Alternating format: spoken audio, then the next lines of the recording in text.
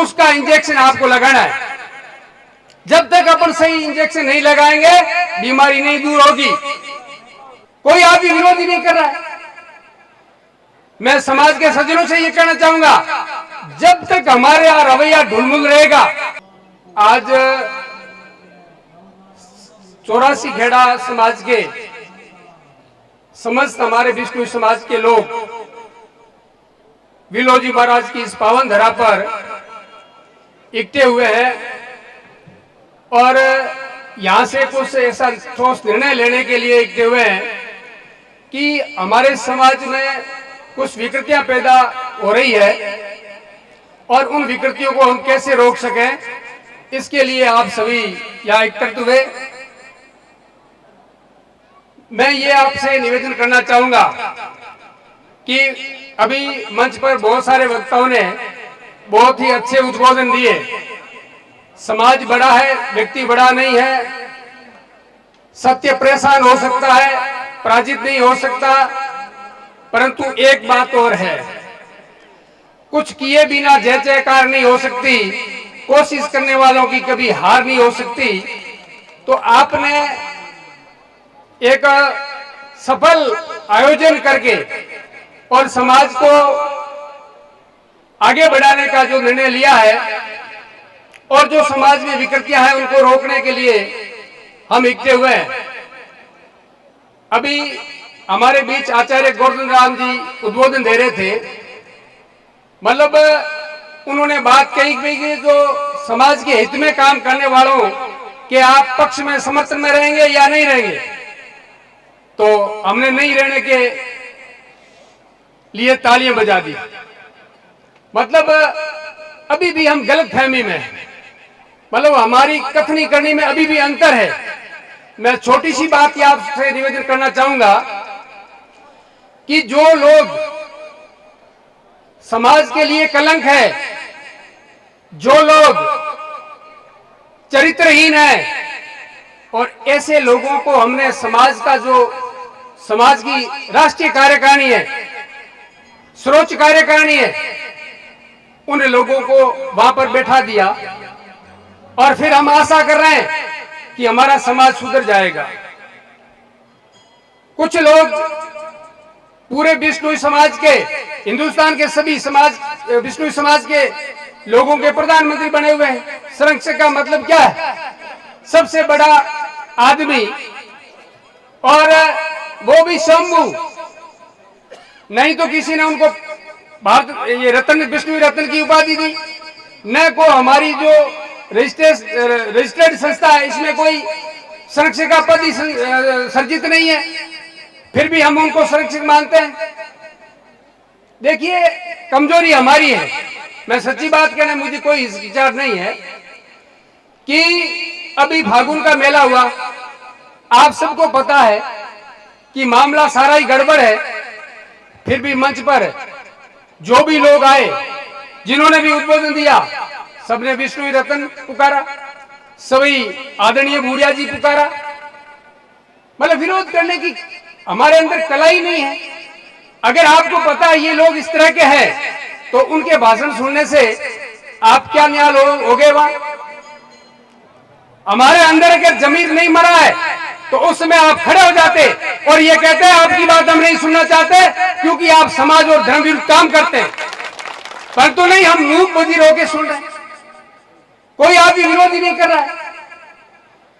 मैं समाज के सज्जनों से ये कहना चाहूंगा, जब तक हमारे यहाँ रवैया ढुलमुल रहेगा, समाज आगे नहीं बढ़ेगा। ऐसे लोग समाज के पदों पर आसीन होंगे और ये अपने डंडे के जोर से हमें हाकेंगे। इसलिए मेरा निवेदन आपसे है, अगर सूर्यग्राम गलत है, मंच पर आने की कोई जरूरत नहीं है। नीचे बैठ जा, उधर जाके बैठ जा। ये बात नहीं कहोगे, सच्ची बात मुंह से बाहर नहीं निकालोगे, कोई आदमी अपने को कुछ गिनेगा ही नहीं। मैं जालौर जिला प्रधान हूं। हमारे कार्यकारिणी 15 आदमियों की बनी हुई है और वो 15 के 15 राष्ट्रीय कार्यकारिणी के मेंबर है। परंतु हम मुंह फट हैं, मुंह पर कहने वाले हैं। हमको रोकने के लिए हमारे वहां के कुछ लोगों को तैयार कर दिया। उन्होंने कह दिया, ठेका ले लिया कि हम रोक देंगे या क्या हमारे सामने बोलेंगे। और आपके ऊपर हम छत्र छाया रखेंगे। ये हमारा समाज है। ऐसा क्यों हो रहा है? ये कमजोरी कहां है, उसका इंजेक्शन आपको लगाना है। जब तक अपन सही इंजेक्शन नहीं लगाएंगे बीमारी नहीं दूर होगी। जैसी बीमारी है वैसा इंजेक्शन लगाओ। और आज का समय ये कह रहा है, समय की ये मांग है। अगर समय की मांग को नहीं समझे तो हमें कोई गिनेगा नहीं। जांबा मंदिर के कलश स्थापना में मैं भी वहां था और वहां पर रात को 8-9 बजे जागरण का कार्यक्रम हुआ और मामराज जी डारा साहब के पास में डिप्टी का फोन आया कि मामराज जी आपके जांबा कार्यकारिणी को हम पाबंद करना चाहते हैं। मामराज जी ने कहा क्यों भाई, हमने कौन सा गुनाह किया? क्या नहीं, कुछ नहीं, आदेश है एसपी साहब का, कलेक्टर साहब का, आपको हम पाबंद करेंगे। पब्बाराम जी पास में खड़े थे। पब्बाराम जी ने कहा कौन है भाई, माइक ये फोन मेरे को देना।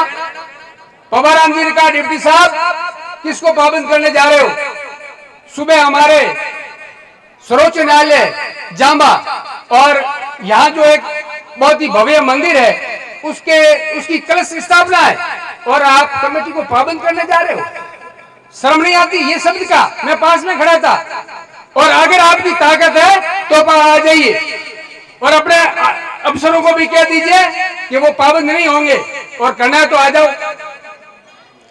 और नतीजा ये हुआ कि जिन लोगों को वहां आना था उनको अधिकारी ने मना किया कि आपके जाने से वहां अशांति हो जाएगी, आप 11 बजे तक वहां नहीं जाएंगे।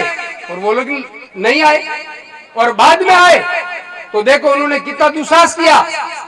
एक लोहे का स्टैंड लाए, पत्थर लाए और वहां पत्थर दीवार के सारे रख करके फोटो लिए कि हमने इस मंदिर का उद्घाटन किया है। गुरु महाराज जाम्बो जी का हम उद्घाटन कर सकते हैं क्या? भगवान का उद्घाटन हम कर सकते हैं? किसने पावर दिया हमें? ऐसी सोच के लोगों को दूर फेंकना पड़ेगा, नहीं तो ये हमारे ऊपर राज करेंगे। तो मैं ज्यादा नहीं कहना चाहता, समय भी बहुत हो गया। मेरा एक ही निवेदन है, दिन को दिन कहो, रात को रात कहोगे तो ही समाज को सही दिशा मिलेगी। और ये ढुलमुल रीति है, ये छोड़नी पड़ेगी। मैं एक छोटा सा उदाहरण दूंगा। एक गांव के अंदर महात्मा जी रहते थे और उन महात्मा जी ने देखा यार गांव में जाते हैं, हमारे गांव के लोग किस तरह के, पूरे एरिया के, जैसे अपने श्रीमद रोडोकली शिवदास जी विराजे हैं तो इनका पूरा मारवाड़ क्षेत्र, इनका गांव, सभी गांव इनके नीचे है। तो आप गए अपने चेलों को लेकर के और सबसे पहले जिस गांव में गए वहां लोगों ने विरोध किया कि आप भंगवेधारी को हम यहाँ रुकने नहीं देंगे, आप कौन हो, हम आपको नहीं रुकने देंगे। जैसे तैसे करके लाचारी करके वो रुके। सुबह उठते ही रवाना होने लगे, गांव के लोग आए, बाप जी ने आशीर्वाद दिया कि आबाद रहो। क्या कहा उनको? आबाद रहो, खुश रहो और यही रहो। दूसरे दिन अगले गांव गए और लोगों को पता चला कि शिवदास जी आ रहे हैं। बहुत भगत की, बहुत बड़ा बहुमान किया, सत्कार किया। और सुबह गांव के लोग आए, शिवदास जी ने कहा उजड़ जाओ, बिखर जाओ। तब चेलों ने पूछा गुरुजी ये बात क्यों कही आपने? जहां अपना विरोध हुआ उनको तो कहा खुश रहो, आबाद रहो, यही रहो, और जहां आप भगत हुई वहां आपने कह दिया कि उजड़ जाओ और बिखर जाओ। तो शिवदास जी ने क्या जवाब दिया? शिवदास जी ने कहा भाई वो बुरे लोग थे, उनको कहा कि तुम यहीं बैठे रहो, यहीं रहो और यहीं खुश रहो। और जो अच्छे लोग थे उनको ये कहा कि तुम बिखर जाओ, क्योंकि वो बिखरेंगे, दूसरे गांव में बसेंगे तो अपने जैसे दूसरे लोगों को कर देंगे। तो मेरा निवेदन यह है कि समाज के हित में जो भी काम होता है, और यहाँ पंच भी विराजमान है, मैं उन सभी पंचों का और जांबा पीठ के जितने भी पीठाधीश है उन सब का इस मंच से आपका बहुत बहुत हार्दिक स्वागत करता हूँ, अभिनंदन करता हूँ कि आपने समाज हित के अंदर बहुत ही कठोर निर्णय लिया। और जिन लोगों ने आपको तथाकथित कहा है, चाहे पंचों को कहा है, चाहे साधुओं को कहा है, क्या हम सब समाज के पंचों के साथ रहेंगे, साधु संतों के साथ रहेंगे, या उन लोगों के साथ रहेंगे? हाथ खड़ा करके संबोधन कीजिए। बहुत बहुत धन्यवाद। हमें साधु संतों के और जो हमारे 84 खेड़ा के पंच है उनका साथ निभाना है। जो गलत है उनका विरोध हमें करना है। बोलिए गुरु जम्बेश्वर भगवान की जय।